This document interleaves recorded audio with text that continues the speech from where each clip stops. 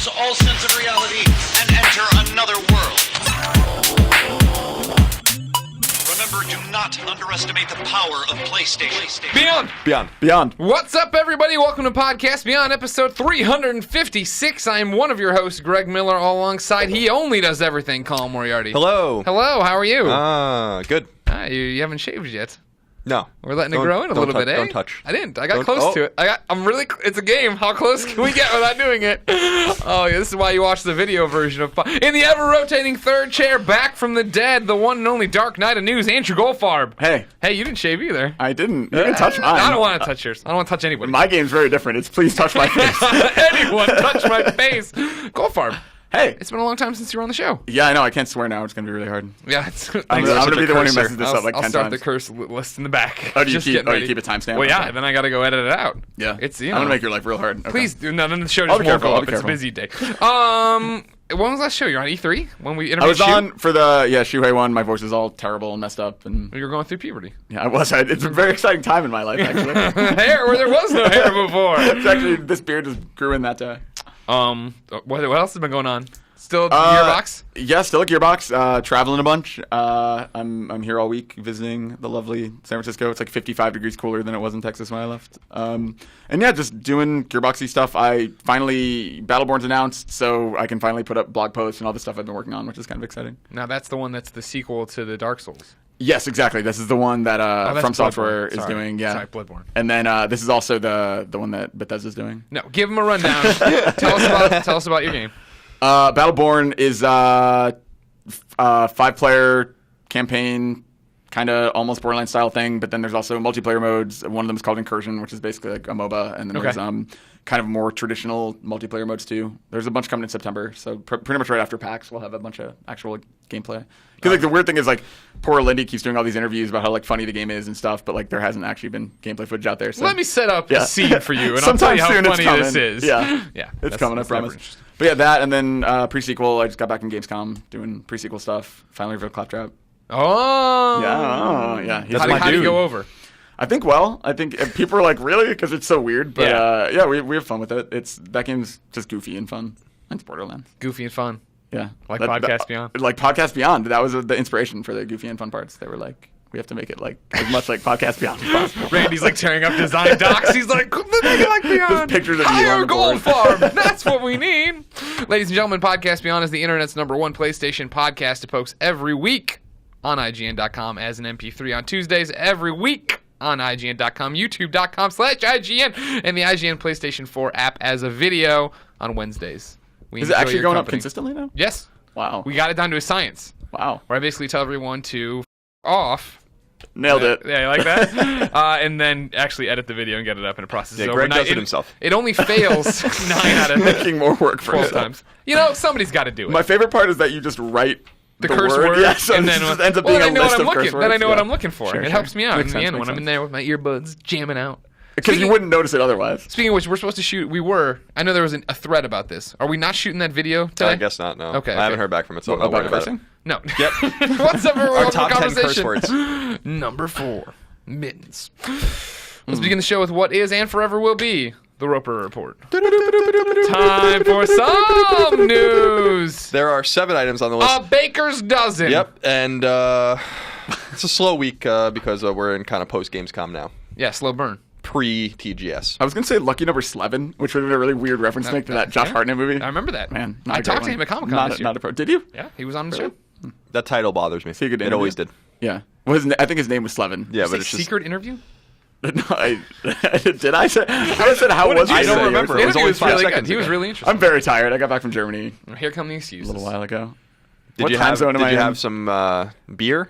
I had a lot of beer. Kolsch. I had some sausages with breakfast. So I ordered the bread selection of bread in my hotel from room service, and it would just come with a bunch of sausage. That's awesome, man! What a world of they know how to eat in Germany. The hotel we were in last year, that Marriott, has the best breakfast I've ever had. It's easy. Oh, you stayed at that place again? No, I stayed at the Radisson Blue. Oh, that's where Sony usually is. Yeah, they were there this year. I saw, like, it was actually really funny. I saw Shuhei and Adam Boyes and now John Drake and all these people, like, walking in, like, a perfect triangle and, like, their matching suits. With, They're very slow intimidating. motion and songs were Yeah, playing. just, like, cool music playing. Oh, they stay there, too? Because I was thinking they usually just have their... I was referring more to, like, they just rent The whole out all floor. of the floor, and then they just show off their games there. Yeah, that's why where- Gamescom's not stressful for me, because I cover PlayStation, and I just go to that hotel for 3 days, and everyone else has to go to the show floor. Yeah, like a bunch which of is hell on chumps. earth. Well, this year I was in the business center the whole time for Borderlands, which is really nice. It's a nice shirt. That's what I was thinking. Thanks. That is a nice shirt. It's- It brings out the colors in your It's face. got like is it new or is it old? Because it's got a texture. It's got a little bit of both going on. It's got a doesn't it? texture of it's like something that's been worn Yeah, in. no, it's You should new. roll up the sleeves though. Let people see I your- will, but your I'm gums. comfortable right now with the temperature, so I didn't want to. I like the fact usually that we I- hang out enough that I know when you get new shirts. I know it's a little Because they're all just a little bit different. Yeah. They're all in the same vein, Yeah. collared shirt or they're something all from offensive to Express. another country. Yeah. Are you doing colored shirts every day now? No, I mean so I went through my closet. This is an aside. Welcome to Podcast Beyond. We just, I was going to say, we almost made it to number one on the road report. We went on about talking about pretzels and It's all Josh beer. Hartnett's fault, man. Luck number 7. This weekend, I finally went through my closet and like threw out a bunch of clothes. Yeah. and so I've whittled it threw down. out? Why didn't you? Well, you donate. Yeah, okay. So I whittled it down to like 15 button downs, like 8 polo shirts, 6 or 7 pairs of jeans, a couple suits. Wow. Et cetera, and so on. And then so thousands and then of I have literally over 150 t-shirts probably Yeah. in my Yeah. drawer. And I got rid of like 4 or 5 of them. I wore one for you, one that I used to wear in college. yeah, I have yeah. like this old Astros shirt from the 70s with like the old, the orange with the old logo that they used to wear in Houston, and it was like super tight on me even in college, and I put it on, and it's like just He almost could get away with it. It's But ridiculous. it's one of those things where like the shirt's so tight on his belly button that you see like the gap spread It's like there. you see the indent. Yeah, exactly, that's great. exactly. You see what he ate for lunch. Number 1. For the 7th month in a row, as of July, PlayStation 4 was the best-selling console in the United States. This news comes on the back of word from Gamescom that PS4 has surpassed over 10 million PS4s sold to consumers, which makes it the fastest-selling console of all time to date. Indeed, if you combine PS3's first 9 months on the market with Xbox 360's, PS4 and Xbox One are outselling their predecessors by a combined 80%, which is huge. That's The Last so of Us. crazy. The Last of Us was the best-selling game in the U.S. in July. Other PlayStation and it's 2014, everyone. So that's pretty interesting. Other PlayStation software also charted in the top 10, including Minecraft on PS3 at number 2, FIFA 14 for PS4 and PS3 and Vita at number 3, Watch Dogs for PS4 and PS3 at 4, Call of Duty Ghosts for PS4 and PS3 at 6, Grand Theft Auto 5 for PS3 at 7, Sniper Elite 3 for PS4 and PS3 at 8, NBA 2K14 for PS3 and PS4 at 9, and Lego Marvel Superheroes for PS3, PS4, and Vita at number 10. That Vita version's the one that's really selling. Yeah. Definitely. PS4 software sales accounted for more than half of next-gen game sales for the month, and PS3 and PS4 hardware sales outstripped combined Xbox One and Xbox 360 hardware sales. That's so crazy. 10 million is so high. I know. Seems like, Borderlands the pre-sequel should probably come to that platform, right? Because I don't want to But the install base is so big. No, I don't want to turn it back on and plug it back in. Just some interesting notes. So 10 million plus PS4s puts it ahead of Vita. It also puts it in the realm of Dreamcast. We're just and Saturn. So we're just like I think those it are the names passed Saturn. you want associated with well, your sales. I think it PlayStation passed, 4, the new Dreamcast and or I Saturn. think it passed Saturn and is on its way to getting to Dreamcast numbers, and it did that in 9 months. I was going to say less than a year. That's so crazy. I mean, I don't think we expected half of that by now. I think, not that I ever bought into the console gaming is dead thing or whatever, but man, like, that number, people should really understand how high that number is, keeping in mind that, like, for the lifetime, for the whatever 7 years, 8 years that the other ones were on the market, it was what, 70, 80 million, I think, respectively. So, like, 10 million is a huge, I mean, obviously the momentum slows down eventually, but that is a huge start. That is gigantic for the first year. What's interesting is that it's slowed down, but it hasn't slowed down a lot yet. And it's been doing this with people complaining with PS4 that it has no games. So imagine when, which is something I disagree with, but imagine when Uncharted comes out, or Bloodborne, or God whatever. of War eventually. Or right, exactly. something, Like when Gran people, Turismo, like whatever it is, like those things that actually move units. Yeah. exactly. I think it bodes well for the future of PlayStation. And it's only had one Christmas. Yep. I mean, and it was right and at it launch. was supply constrained. Yeah. So yeah, it's everything's looking good, Greg. Yeah, it's exciting right now to finally be using my PlayStation 4, I feel, on a daily basis. You know what I mean? I think Rogue Legacy was the first one where I was like, all right, now I'm playing this, and this game I'm hooked on. I can't stop playing the it. crossplay right? is so easy in it. Right, It's like the most exactly. convenient. That's what why it was. doesn't every game do it that way? I think now- a lot of them are now doing it that way. And now Diablo, and then so Minecraft. the answer is they are. Yeah, Minecraft will be big. I can finally start pushing the PS3 away. Yeah. Don't do it yet. I know. Persona. I know. I just Persona say it's I'm 5, not Borderlands pre-sequel, I'm not- Assassin's Creed don't throw Rogue. it- I'm not Don't putting throw- it in the shredder, everybody. Don't throw your PS3 out, Greg. Did you I've seen try to that throw video. Assassin's Creed in there? Assassin's Creed Rogue. I'm not going back for Assassin's Creed Rogue. Oh. Sorry. It's kind of a brilliant move, though, isn't it? Because people that are really into Assassin's Creed lore that have both consoles will play both games. Exactly. So it is kind of Dude, brilliant Rogue- that it's not just a down-resed version of. Some people have written in about this, but I have yet to meet a person in the flesh who cares about the Assassin's Creed lore. Really? Yeah. People At this be point, it's tweeting just me like, all the time At about this that. point, it's just like whatever. Can I just go do stuff and unlock Rich George. stuff? Great. Yeah. Okay. Stone Chin. Yeah, I was gonna say Stone is the next one, right? no. I think, look, like, I don't know exactly what Black Flag did, but it did quite well. So, I mean, there the are enough games people. are great. I love playing the games. Don't get me wrong. I mean, the overall lore about like the planets exploding, all the crazy shit, maybe not. Yeah. But as far as like the story of the Kenways and stuff like that, like the basic level, like the shallowest level of the lore, I think there are people who care. Especially because they said this like concludes the Kenway saga. yeah, and they ties keep in they and- keep shoving that down our throats. But seriously, spoilers for Assassin's Creed, whatever. Like when I was as Ezio and I get in there and it's like, oh yeah, these people are space gods that came, and I watched the videos Yeah. of Adam and Eve running, and they have the piece of Eden, and it's like, what? And then That's looks when at it it and he lost goes, me. Desmond? And who's Desmond? What is happening? Blah, blah, blah. I was like, that's cool. And then I played all the rest after that and never beat them, never bothered to get to the end and feel like, what happened? Assassin's Creed 3 is when my brain just broke. The ending of that game, I was like, I am too stupid to understand what is happening in this game. I couldn't even get to the end of that game. I just started screaming at my TV and then never played it You again. didn't make it out of the theater when you're crawling up Oh, people's like, that was heads. the worst, wasn't it? No one sees this man climbing on their heads. It's like ridiculous. But since we're on the topic of Assassin's Creed, I want to bring up something real quick. Assassin's Creed was one of those series that for a long time I said I didn't like, and I don't like those games, right? But you kept getting platinums in anyway. Well, so this was the point, actually. So I played, I think back in the day, like a little bit of AC. I didn't like it. And then AC2 I played, and I was like, I don't like this game at all, right? And people gave me, a lot of crap for that because they, were like, you didn't see enough of it, you didn't play enough of it. I'm going somewhere with this. It's very essential. I'm excited. Very, I know very exactly essential where. I story. bet I can predict where you're going. Can I write it in a sealed envelope? So, what I ended up doing with Assassin's Creed 2 before 3 came out was I actually went and played it again, and I still hated it. But I platinumed it just to prove that there's no way I could have possibly seen or done more in this game. I don't like it, but here's my platinum trophy, so you can't ever say that I didn't play it enough. Give it a shot. And as a side note, that's a testament to how much you love American history because you were so excited for AC3 just based on its setting and like the dumb videos we were doing that like you were like, okay, now I'm going to go back to AC2, which I absolutely hated, and you complained about it the whole time. Yeah, I hated every minute of it. And I played like Prototype 2 right after it, so it was just a really bad time in my life. Darn point. But so Greg and I went to Sony last week and we played Bloodborne. Oh. And I really like Bloodborne.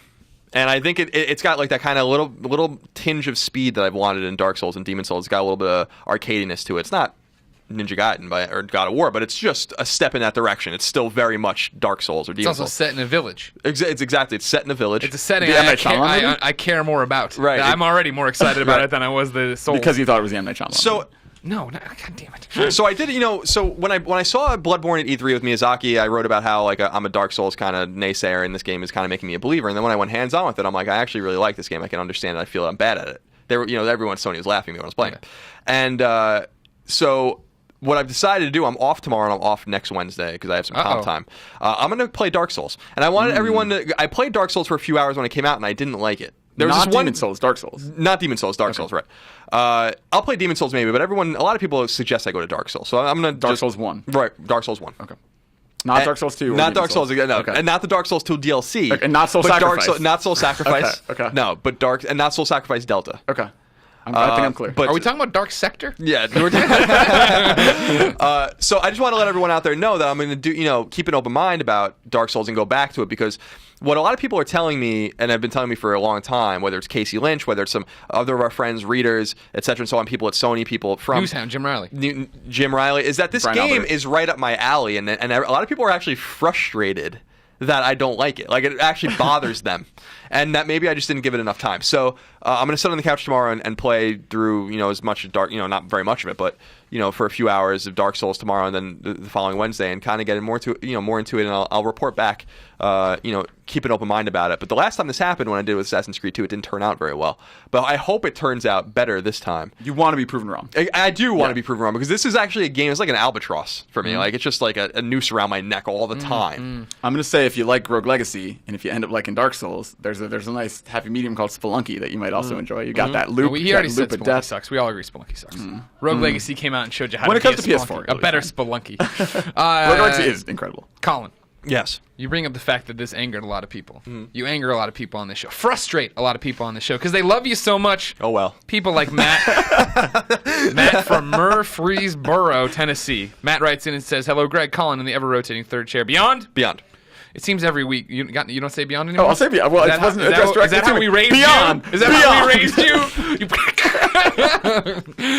you? You're no son of mine. I'm just gonna yell pre-order Borderlands the pre-sequel every time. It seems every week we hear about just how much Colin hates playing games with other people. I'm sure it's been discussed, but I guess I've just missed the explanation of why. With Destiny looming, my co-op fire is burning bright. Even the thought of cranking up the last-gen console for Borderlands pre-sequel has me excited because I love co-op gaming so much. It's a tugboat. Playing games by myself has its perks, but playing games alongside my friends is just the best. I completely understand that everyone is entitled to prefer his or her gaming styles, but I just wanted to know if there was more to it. Did Colin have a bad online experience? I know that I've had plenty of online multiplayer sessions that ended abruptly because of horrible comments being made in the lobby before the game even started. I get it. For that reason alone, I usually classify co-op play entirely different beast than multiplayer. Why don't you like playing with your friends? He understands. Something happened. I would love if this is like a really dark story. It's single tier. Nothing happened at all. It goes back to when I was, a kid even. What you play Contra or something like that, right, with other people, or you'd even do like you hand the controller back and forth like you would have to do or like take turns like in Mario or whatever. I just never enjoyed that. I don't play games to like bond with other people. I don't want to play games with other people. I don't want to go at their pace. I want to go at my pace. Sometimes that's quicker. Sometimes that's slower. I've had good experiences online. I think The Last of Us is a great example of a game where I had a lot of great experiences. The things people say bother me? No, because I just mute everyone when I go into online games. I don't talk to anyone. Like I mute. That's the first thing I do when I like go into games. I just mute everyone. Like everyone's muted. It's done. So that's never like a thing. So it's just not what gets me excited about playing games. That's kind of where I stand on that. I understand that some people are different. Destiny doesn't speak to me at all. I have no interest in Destiny whatsoever, and I won't be playing it, I'm sure. But that's why I was so eager for that Ubisoft game, The Division, to have single player, because I think that game looks awesome. I think Destiny looks fine, but I don't think Destiny looks like a game-changing kind of thing. I think, The Division looks friggin' rad, and sounds rad, and so I was desperate to be able to play it by myself, and I think you can. So that's just me. It's the same thing with Borderlands. When I played Borderlands and Borderlands 2, I played it by myself. When I play Soul Sacrifice, I play it by myself. When I play these games that might be designed for other people, I play it by myself. That's just the way it is. I think it's also important to understand that it's not like just games. Like, you just like being alone in general. Yes, I do. Like, I mean, this also applies to drinking and everything else. Like, I think you... Yeah, I like to drink alone. Yeah. Not that you're an alcoholic, but no, I think in general, it's like you have friends and you see them when you want to, but there's certain things you like to do alone. Sure, the thing about co-op gaming for me is I like it when it's easy and it's fun and you're all doing it on the same page, but when you get off page, like I'm playing Diablo with Christine, right, and we're having a great time, and I don't mind it when for when you're playing local couch co-op Diablo, you hit and go into your inventory, everything stops for both players, obviously, whereas online you could keep playing. But like I was like the other day, I'm like, are you into the story? Can we listen to a podcast? It's like, no, I'm enjoying the story. I'm like, oh, okay, well, what I mean? Like, there's that just difference. Like when you're by yourself, The story of Diablo? Yeah, there's that story there. It's because it's all the same thing. Usually it turns me off, this fantasy of these the hell and the angels and the demons have come to Earth in this, of course, old school land where nobody's got a cell phone. Stupid I ass love the idea of fantasy. Steimer like in tears, being so moved by this story, and I was like, And you're trying to whatever. listen to This American Life. yeah, exactly, in one ear. But that's the thing, right? Like, Last of Us is a great example of a game that I don't think would work co-op because I want to go explore the environments and go to every nook and cranny and not feel I like hope I'm holding Fallout somebody back. never has co-op, because that's the kind of game I'm so slow. I'm so scared of it. That's what I'm scared of. See, I don't want people to get the impression that this needs to be in every game. But I think you're going to see fewer. My guess would be you'll see fewer single player games, because it's going to be that kind of The Division and Titanfall and all these things where it's like connected, and like even Watch Dogs, which is a single player game, like you're always connected to other players and they can invade your game and all that stuff. Like I think because more and more people have online, and because the online capabilities and sharing and all that stuff are growing, I would imagine you'll see fewer like core single player Fallout 3 style experiences. Yeah, and that's a shame. And I want to say real quick, I think you're right that it's just who I am. My dad visited a few weeks ago. We were talking about it. My dad really, I'm very much my father's son, and he likes to be alone too. Like I know when he visits, like it's funny because he's the same way I am when I visit people, where he like he'll stay at a hotel and he'll hang out with you during the day. He's not in any rush to like get in touch with you. And when he gets up in the morning, we have lunch, dinner, hang out. And he's like, all right, I'm going. Like he needs like to be he wants to go read or hang out by himself. Yeah, exactly. And I like that too. So like gaming is my me time. If I can synthesize the me time with the gaming, that's great. Mm-hmm. The last thing I want to do when I play a video game is play it with another person. And it's not to say that there's like games that I haven't enjoyed with other people. We played All Stars a lot when it came out. Back in the day, I used to love GoldenEye and Smash and Street Fighter and stuff like that. But those days are kind of behind me. Like I don't want to play games with other people. So, more power to you if you do. Number 2. Was there more of that question? Or was that no, that was it. You nailed it. This is how the show works. Sorry, you're too busy. I'm sorry, I'm new here. You don't remember anymore. In a conversation with Eurogamer, Sony Shuhei Yoshida, friend of Podcast Beyond, remarked that he wasn't aware of the exclusivity deal Microsoft had signed with Square Enix and Crystal Dynamics to secure Rise of the Tomb Raider for Xbox One and Xbox 360. While word has since leaked that Rise of the Tomb Raider is likely a timed exclusive for Xbox consoles and will come to other platforms later, I think. We don't really know that yet. Yoshida admitted that he, quote, hopes the game will come eventually to PS4, end quote, but notes that it's not up to him and that he has no further information.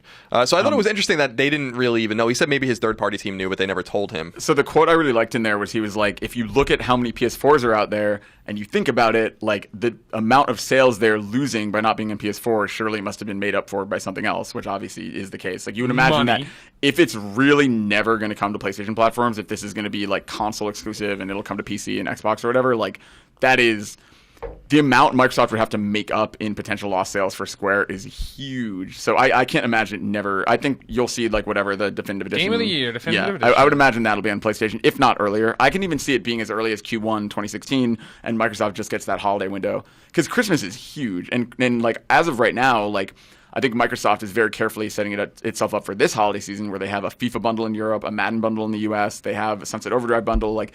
All of that stuff is time for fall. They want this fall to be like the fall where, they kind of catch up on install-based stuff, while Sony has put a lot of stuff into Q1. The order isn't coming this fall. They're still Drive Club, but like a lot of stuff will be early next year for them. Yeah. So I think like it's smart for Microsoft to position itself for, hey, let's have a big holiday, and maybe they're beginning to set the same thing for next year. So I can even see it being a 3-month window just to get that Christmas shot. But sure, there's a few interesting notes that I didn't think about. Some people have been talking about this, and it's interesting. Number one, this deal, if Tomb Raider comes out fall of 2015, benefits Microsoft and Square in the way that it would go up against Uncharted on PS4 and get slaughtered. So, like they would come out the same month probably, and no one's going to buy Tomb Raider like on PS4 at that point. So it actually makes more sense maybe for Sony too to say like, okay, bring it out next year. Uncharted will have already sold millions of copies by that point. And people will want their fill of action adventure again, so they'll go buy Tomb Raider a year later on PS3 or PS4. Mm-hmm. So that kind of makes sense. Like that, in a backwards way, ironically benefits Sony, I think, because it gets Tomb Raider out of the way of Uncharted. And Microsoft has admitted in interviews that they don't have an Uncharted and they want an Uncharted, and Tomb Raider is their best bet for that right now, I guess. And that they, there's some interesting interviews with Phil Spencer about. How they've tried, and they want Uncharted. They admit like Uncharted is a game we don't have. We don't have a game of that caliber. I love how candid he is. By the way, his interviews are awesome. It is. It is refreshing. He's a great lead for Xbox, and I think it's going to bring Xbox back. Not that they've been very down. But the one thing I wanted to bring up, and I don't know how you guys feel about this, is and I know our friend Jim Sterling has talked about this a little bit, and some other people, is just the word exclusive and what that means. And I kind of feel like, I feel like Microsoft has really bastardized that word with Tomb Raider. I don't really feel like Sony and Nintendo do that. We don't want to get frustrated about exclusive DLC and exclusive day one content or extra whatever. That's totally fine. But I do think that those two companies speak plainly about what is exclusive and what isn't. And I think you can go back and watch Gamescom, then the press conference when Jim Ryan was on stage and he was like, these 8 games are coming first to PlayStation. Like it was very clear. Like they're not exclusive to PlayStation for 6 months, blah, blah, blah. Like they don't use that kind of terminology because it confuses gamers.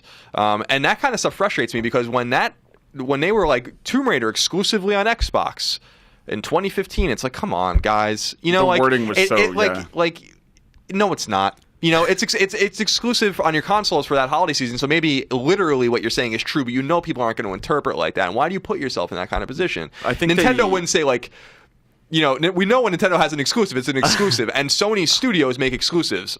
So we don't have to worry about that kind of terminology. I think they're obfuscating it on purpose. Like I think they want people to associate that brand with Xbox for better or worse. And I think I mean, you see it now with Destiny, right? Like most people are talking about Destiny as a PS4 game, even though it's going to be on not only Xbox One but also Xbox 360. Like, and I think they want that. They want it to be like, oh, when I think Call of Duty, I think Xbox because the DLC has been exclusive for 1,000 years. I'm sure they're setting up Tomb Raider in that same way. But yeah, I completely agree with you. I think at this point, like, it's one thing to say console exclusive or whatever, or to say first and like to make it very clear what you're talking about. I think it is unfortunately misleading, but also don't forget that like these events, these press releases or press conferences or whatever aren't really just for the gamers. They're also for investors and stuff. And I think they want to feel comfortable that like this thing is coming to our platform, or at least giving the impression of coming to our platform first, and it'll do really well, and it's a known brand and blah, blah, blah. So I don't know. I can see the reasoning behind it, and I'm sure like Microsoft especially, like they haven't announced a figure. Sony just announced 10 million sold through. The last we got from Microsoft was 5 million sold in. Like, I mean, that's, that makes it look like it's 2-1, even if that gap has closed a little bit. But man, they need to make it sound like they have stuff coming. Make waves. Sure. Yeah, I understand why they do it, but that's exactly what it is. They do it so, like, they want, like, everyone's like, oh man, I wonder if they regret doing this. And they don't regret it at all, because like it got everybody talking about Tomb Raider. Sure. It got everyone talking about Tomb Raider with a big Xbox logo in their blog roll image or whatever. Like, I think they've done exactly what they wanted to do. And yes, they maybe had to backtrack a little and explain afterwards, but like truthfully, I think they are probably pretty happy with how this was received. And no matter how much people complain, like, millions of people are going to buy this in Xbox One in holiday 2015 before it's on anything else. So for sure. And a lot of people have been tweeting at us and asking us, even in comments and stuff, like, well, this game won't be an exclusive, or this PlayStation game won't be an exclusive, or this Xbox game won't be an exclusive. There's always a way to figure this out, right? Like, here's a rule of thumb for Sony, for PlayStation. We know this because we've covered PlayStation for a long time. If one of Sony's first-party studios developed it, it's never going anywhere else. And if a second or third-party studio developed it, and when you see it, a trailer for it, it says published by Sony Computer Entertainment, it's never going anywhere else. Yep. If you don't see anything else like that in a trailer, then it's likely a timed exclusive or not exclusive at all. So when people are curious about the Tomorrow Children, whatever that game is called, like, that's an exclusive. Q Games is not owned by Sony, but Sony's publishing that game. The same thing with Bloodborne. Bloodborne is not coming to any other console. Sony is publishing and paying for that game, even though they're not making it. So you can hold out hope for PC one day, and for like Pixel Junk. Right. Those games all start limping. Right. Exactly. Like that's about as much as we've seen, and that must come with the blessing from Sony. Sure. I mean, PC is kind of Switzerland. I feel like most people are comfortable. They're like, okay, we'll put this on PC. Like, that doesn't hurt us because it's not like they don't see it as a direct competitor, I think. And also for the devs, it's probably not as bad to port it to a PC when you're not constrained. You're talking about PC. You're already talking about the fact that Steam integrates with PSN. Now Battle.net integrates with PSN. Yeah. I mean, I think for people who don't, I remember when Mass Effect Trilogy was announced, people didn't understand why it was such a big deal. And I think it's such a big deal because Mass Effect 1 was technically published, I believe, by Microsoft Game Studios. Yeah, and the deal lapsed. For that one, like, that's one of the few examples I can think of where, it was an exception to that rule. But yeah, like, for anyone who's ever thought, like, oh man, like I remember Neil Druckmann put up some joking image NeoGAF had made as his like Twitter banner, background. And it had like someone holding I think it had Bruce holding a copy of The Last of Us on Xbox One, and he got a bunch of tweets that were like, oh man, The Last of Us on Xbox One, that's dumb. And it's like, dude, Naughty Dog is owned by Sony. Like, guarantee that will never, ever, ever happen. No, never. I understand that a lot of people don't want to get that deep into understanding how the studio system works and stuff, but it is good to educate yourself on that if you are interested in having this discussion about exclusives, because obviously that's a pretty good rule of thumb. Yeah, and it's just about IP ownership, basically. So, one of the interesting things Sony does now is with Pub Fund, and they've been doing this for a while, is Sony's actually loosened up so much that they'll pay for your game, and with Pub Fund, so like they did this with Drinkbox with Guacamelee, they actually like paid for that game, and once the money's made back and they're paid back, and like there are some rules, they probably make a little bit on the side or whatever, that game can go anywhere. So like Sony actually paid for a game that was then ported to Xbox One. And Wii U. And the same thing's happening with Axiom Verge, which is a game we're really excited about, which is coming to PS4 and Vita first, PC later, and then could conceivably come anywhere else. I think the Pub Fund thing is basically a way for them to facilitate smaller games without owning IP, because you hear stories all the time, more nightmarish stories earlier in PS3's life cycle about them trying to control IP from smaller developers, and that's why they didn't get games like Limbo early, because of their arcane rules. Yeah, there's all these rules. Just pay attention. I mean, so yeah, Uncharted never coming to Xbox. But will Tomb Raider come to PlayStation? Probably. I don't know. I really think it will. I mean, I was wrong about Titanfall, though obviously I guess sequel will. But I really did expect Titanfall to eventually get announced for PS4 later. I guess it probably won't at this point. But I don't know. I think Tomb Raider, maybe I'll be wrong again, but I would be very surprised if we don't see it a year later or something. Yeah. Now, the question is, like, a year later, has Microsoft won anyway? Like at that point, is it even relevant enough that it would make a difference if it suddenly came to PS4? I guess it depends on It's how an big the game optics is, issue. but, yeah. I think that's exactly right. I think they want that. They just want it to be, whether it's true or not, to be associated with their platform. So This is a good jumping off point for a question from Lars. He wrote into Beyond at IGN.com and Lars said from Beyond. Metallica? Beyond. No. Lars Ulrich. He's like, is someone using my brand? Remember they went after that antique store that named a couch Metallica and they like sued them? the worst. What are you doing? Hey, Greg, Colin, and the ever-rotating third chair. I was wondering why we need video game publishers. Half the time, they seem to get in the way of creativity in games and seem to only care about money. And with the rise of indie developers and small studios, one of the major grievances I've often seen listed is the ownership of IP and the right to self-publish. So why do we need publishers? Money. Right. Money. I mean, yeah, like, so for people who don't understand, like, so Gearbox owns Borderlands, like, we own our IPs, we own all of our IPs, but 2K publishes that game, and what that means is not necessarily just that they, have spend marketing money on it or whatever. It's also that there's an investment into the product itself early on. So I mean, they're technically allowing you to complete the game, and then in return for that investment, it's they put it forward and they get a share of the money and blah blah blah. Publishers allow you to take risks. You're talking Exactly. about, Lars is talking about small indie games, right, that are a little bit different. You can kickstart them, you get your money, you can go like I mean, that. the answer is that now people kind of don't for those smaller indie games, right? I think that's why right now it's so exciting, because there are people who, if you can get the money, whether through Kickstarter or traditional means, like you don't need a publisher anymore. You can That's throw what it I'm right saying. on Steam. Yeah. I'm saying that the fact that the publishers exist to fund a multi-million-dollar game that you wouldn't be able to get a loan for or a Kickstarter for or whatever. You need somebody there saying, we believe in the product, here's this money, now when it gets sold, we get our cut, and this is how it works. It's the business model to make something that's a little bit bigger maybe than your studio can personally get out. Yeah, for sure. I mean, and I think the answer is that it is kind of, at this point, not antiquated, but I mean, it is a more traditional model that I think people are, just like in film. I mean, Hollywood's the same way right now, that distribution used to be that you could not get anywhere unless you had a studio behind you and had a distributor. But I think now that's not the case, because people can release something straight to YouTube or via Kickstarter. There's a short that's nominated for an Oscar, or I think it was last year, got nominated for an Oscar that was Kickstarted, which is kind of cool. And so I think now in all around that model is kind of going away. Yeah, I agree. And just real quick, he talks about how publishers only care about money. Certainly, they do care about money. They're a business. Don't fool yourself into thinking that developers don't care about money. If there's a developer out there that's telling you that they don't care that they get paid, or they don't care about their bonuses they get when their games are coming out and the games do well, they're lying. This is a business for them too. Now, It's their job. Yeah, are they artists? Are they fine programmers? All this kind of thing, of course. But let's not sanctify the developer over the publisher necessarily when everyone's in it for the money, because it's their job. And also, most publishers, like if you're looking at Take-Two, if you're looking at Activision, if you're looking at EA, they're publicly traded companies. So yes, they care about the money, but that's because they have this gigantic pool of people who put money in and get money back and all that stuff. There are many, many, many slices of that pie. So I think with publishers, yes, they only care about the money, but that's also because they're they have so many masters that they have to pay all that back. And also, don't forget that, you can call it greed or whatever, but if they don't make money, then they're not going to keep being able, look at THQ, right?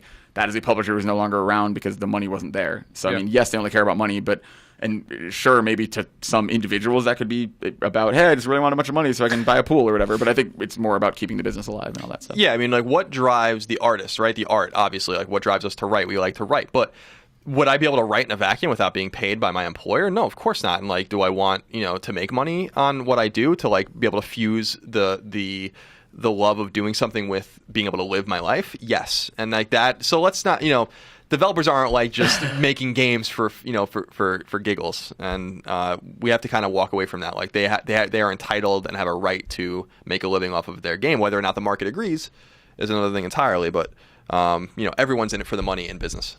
That is what business is. Number 3. Here's an interesting fact, Greg. Finally. About the upcoming PS4 game No Man's Sky. Oh, yeah. It will take over 1 billion years to see the entire game. I'm going to do it. I hope there's a plan. Welcome to episode 4000 of IGN's Let's Play of No Man's Sky. Word comes from Hello Games co-founder Sean Murray, who told IGN that there are so many planets in the game that it would be literally impossible to see them all. Indeed, the procedurally generated universe used to be smaller. It was developed using a 32-bit number, which would take gamers 4,000 or 5,000 years if they were to spend a single second on every planet. But that number was up to a 64-bit number, meaning that you're never going to see all of No Man's Sky. So I thought that was kind of an interesting stat. That's really cool. Nice. That sounds awesome that you will come in and we'll both play the game, or all three of us will play the game, and we'll come in and have different experiences, and we won't know about that planet you went to or whatever. I think that's why that game is so ambitious and exciting, because, man, that's really cool. Now, do we know if it's persistent in that if I discover a planet, can I like put a flag down and then you discover that planet later and see I my don't think flag? we know that, do we? I thought No, I don't know much That'd about be the cool. game. I don't know if it's online. I'm not super interested in it right now. A lot of people are like really losing their minds over it. I need more information. You got too much going on. Did you not with play Joe Danganronpa. Danger, Colin? Huh? Did you not play Joe Danger? I did play. Actually, I played Joe Danger for like 1 second. Not a racing. Now game. imagine doing that. Not a racing game. I heard that if you play Joe Danger for IGN. 1 second every year, you would still never see the end of it before the sun burns out. It's probably true. Number 4, eagerly awaited PS Vita exclusive Freedom Wars from Sony's Japan studio finally has a Western release date. IGN can confirm that Freedom Wars will launch in North America on Tuesday, October 28th, and will be available both digitally and at retail for $29.99. It will launch in Europe digitally on Wednesday, October 29th, and at retail on Friday, October 31st. There are pre-order bonuses available for PSN and participating retailers if you're interested. I'm going to have much more on that game soon. Very excited about it. It did extremely well. I like it a lot, and it did extremely well in Japan. And here's just the thing real quick. A lot of people are talking about like we don't get any more big Vita AAA games. This is a AAA game, and it might not be up your alley, but it's and so you probably don't want to play it if it's not up your alley. But Real quick, we always do this. Sorry. Yeah. In a nutshell, what is Freedom Wars for somebody who's listening at home, driving their bus full of nuns at Right, home? right. I don't know what that means. They're literally insane. Freedom Wars is a game that was developed from Japan Studio along with 2 Japanese developers called Dimps and Shift. And it's a Monster Hunter-like game, but it's got guns and swords and verticality. It's very action-oriented. It's very grapple fast. and Yeah, you bring grapple stuff like up. on monsters, like pull yourself up to them and kill them. Kind of like Shadow of the Colossus, but Sure. not nearly that grand. And the cool thing, I think, is the story. So Earth is overpopulated in this game, and everyone lives in these city states called panopticons, and basically everything's so overpopulated and there's no supplies, so like the most minor of grievances will get you thrown in prison for like exorbitant amounts of time. Nice. Isn't it like a million years? Yeah, and you get prison like sentence or something? million-year Yeah. sentences Yeah. and stuff like that. And so the idea is that you have a million-year sentence in the game. I don't know how you end up there. I'm sure you find out. And the idea is to work for the government to lower your jail time to 0 so you can get out. So all of the Like the missions, Suicide so Squad. all of the missions you do lower your time by 10, 15, 20, 30, 100 years Gotcha. at a time, and then you get out. So I guess what I'm saying is like, yeah, it's not BioShock. We want BioShock. It's not another Uncharted, but this is a AAA game from a first-party studio. Like Killzone or Tearaway. So it's a game worth paying attention to because, we have a lot of indie games and smaller games on Vita, but, if Freedom Wars ends up good and it ends up selling well and people like it and it resonates with people, then what's to say that we won't get more of them? I guess what I'm saying is the proof's going to be in the pudding with how these games perform. This game sold really well in Japan. That timing is perfect. That's I think the day I'm going to get in a plane to PAX Australia, which is Dallas to Sydney is the longest commercial flight in the world. So Really? or longest nonstop commercial. How flight. long Yeah, is it's it? horrifying. I Like heard. 20 hours or something. No, it's longer than that, I think. Probably longer. Yeah. That sounds so terrible. I just did like the 11. But you got hour Freedom Germany. Wars. Well, no, I will at Your Freedom Vita Wars. will last you 4 hours and you can play it. Oh man, I was the flight I had back from we connected through London and came to Dallas. It had like outlets and stuff, like USB Yeah, outlets, and like I watched Captain America 2. I watched Amazing Spider-Man. Cool. Bet you missed this. Josh writes into beyond at IGN.com just like you can. It says Beyond. Beyond. With the recent announcement of Freedom Wars having a release date in October, I started wondering, why didn't they announce this on the stage at Gamescom? Seems like a missed opportunity. Is Sony now actively avoiding marketing the Vita? Will we see any marketing push for Freedom Wars, or is it doomed to fade into obscurity? Thanks and Beyond. Yeah, it's a great question. I thought for sure Freedom Wars would be on the stage because that is a big game for them. I mean, that feels like a really good TGS thing. That doesn't help with the Western release date, But it's obviously. out already in Japan. So it's like weird. Never mind. So it's a terrible TGS thing, actually. And heads up, everybody. and this is why I'm not head of marketing at Sony. So let me read number 5, and we'll get to that question because it answers it. It's all linked together. Number 5, in response to wide complaints on the internet of a lack of love for Vita at Sony's Gamescom press conference, Shoni Shahid Ahmad, who's a friend of Podcast Beyond, whose job it is to secure games for Vita and other PlayStation platforms, tweeted out a number of games in the pipe for the handheld, including Papers, Please, Tales of Hearts R, Velocity 2X, Hotline Miami 2, Wrong Number, Broforce Volume, and more. Minecraft. He did that Minecraft. He also promises that many more games are in the pipe. In a separate interview, Shuhei Yoshida made note of something he told us at E3, that Sony doesn't want the press conferences to go too long, and that Vita fans are so dedicated that Sony expects that they'll find the news they seek without having to tell the wider public. To me, that's, and that's just a paraphrase. That's not his exact wording, but that's basically what he said, and he told us that at E3. That's the wrong move for Vita. Vita will be doomed to the niche and eventually to fail if they don't give it more time. I don't really understand what they're thinking with PS Vita. And Freedom Wars, he's absolutely right, was a perfect game to have something on Gamescom's stage for. Not only the release date announcement, not only a token thing, but gameplay, and like show people the game and tell them why it's important, tell them why they want to play it. They aren't doing right by Vita. Period. Well, I mean, for what they want, apparently it's okay. Is it the marker that hit me? Yeah. Not your luscious fingers. No, stop touching me like that. I don't like it. I like it a little too. I like the reverse like turnaround that? touch. That's what I think. You got some moves. I use them all in college. Christine's a lucky lady. No, I think what we're talking about, right, is you're saying they're not doing right by the Vita. They're not. In their mind, they are. It's their system, right? They're doing right by the battle plan they have laid out. Which is what? Ignore it? Yeah. That you and I are going to fall for the same trap every week and tell people to buy it in Minecraft and Persona. So what do they care? Because the hardcore are buying it, and the hardcore are making it at least profitable enough that that's what they want out of it. Plus, if they really do have a finite amount of time on stage and they can spend 6 minutes or 4 minutes or whatever it is talking about Freedom Wars, which realistically, right, like let's say that game even does $1 million, that would be huge for them. Or a PS4 game that's probably going to do $5 million and be at a higher MSRP and make them more money. Like, I mean, just from a pure numbers standpoint, it's probably smarter to focus on the PS4 game. I love the Vita. Like, I agree with you. But I'm just saying. Oh, I do. No, I don't agree that it probably makes financial sense to focus on PS4, especially because there's all these complaints that PS4 has no games, which we know isn't true. Same complaint as Vita, which we know isn't true. I just wonder how they expect this to get any better. You know, and I think that their expectation is that they think it's not going to get better, so they shouldn't even try. But I say, try. You know, like I think like their you have to try. Is like good enough, and they're fine with it. We're going to get to the list of games that came out this week. There's a whole bunch of stuff. We talk about everything that he was talking about on Twitter of these games coming out. There's a lot of good stuff coming. Yeah, out. but you can make it better. Optically, you can make it better even, and you can convince people. It's not our job to, you know. I'm glad that people, you know, take our advice and buy games that we like or that we recommend or hardware or whatever. Ultimately, that's not what we're here to do. And so like you can't rely on, you know, people's, you know, just token kind of, oh, I like the Vita kind of thing to sell Vitas. It's like you got to prove to people in a more commercial sense, like why they need to buy the handheld because it's your product. And I, you know, the crappy thing about Vita is that it's in a death spiral that Sony is helping to. It is 7-year tailspin. Thank you. You knew exactly what my mind jumped to, because that was going to be my example too. Of like, they're like, you know, why don't they give it a chance? That they tried hard with PSP and it never worked that way. PSP sold 80 million units. Exactly, based on people like us who are like, this is great, man. I love Rock Band Unplugged. I love Patapon. Like, no, I don't think that's fair, because PSP had super early sales that were heavy because they had lots of games on it, and then they had the 7-year tailspin of this thing has no games. It has so many games. What are you talking about? Yeah, but that's what I'm saying. The install base was much higher earlier when PSP was still relevant. You know, like PSP was really big in North America for a couple of years. You know, like, and we all remember that. I was in college when that happened, and we had Grand Theft Auto and all these kinds of games. Death Jr. No one. Maverick Hunter X. That was the one that turned everything around.